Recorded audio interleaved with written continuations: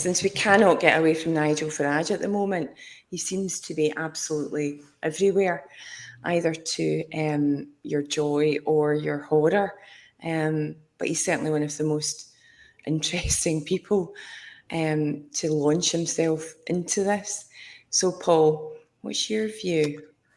Well, I think that Farage has lobbed a hand grenade into an otherwise sleepy election campaign. And just look at what the opinion polls were saying before he entered the race. They were predicting a massive Labour victory.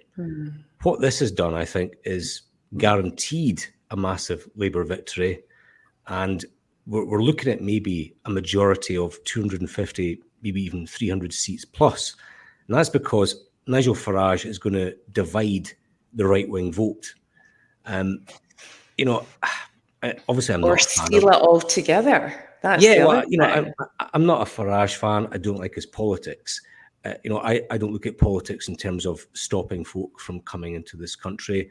You know, reducing immigration is not my thing. But I do recognise there are lots of people, voters throughout the United Kingdom, that's a big issue for them. And Richard Tice, the guy he replaced as leader, made it clear that this is going to be the immigration election for reform. And if you go back a few years to the 2019 general election, the Tories said they would get Brexit done and they would reduce immigration. Now, they did the first bit, but then they made decisions to deliberately increase immigration.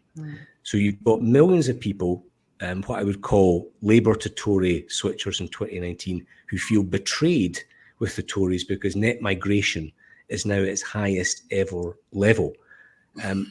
They're not going to be voting Tory. They're absolutely furious. They feel betrayed by the Conservative Party, and they're going to be voting for Nigel Farage, who's turned this into a single issue campaign. So my prediction would be, and you may not agree with this, I think that Reform might actually come in second place in terms of the votes. I think they might leapfrog the Conservatives.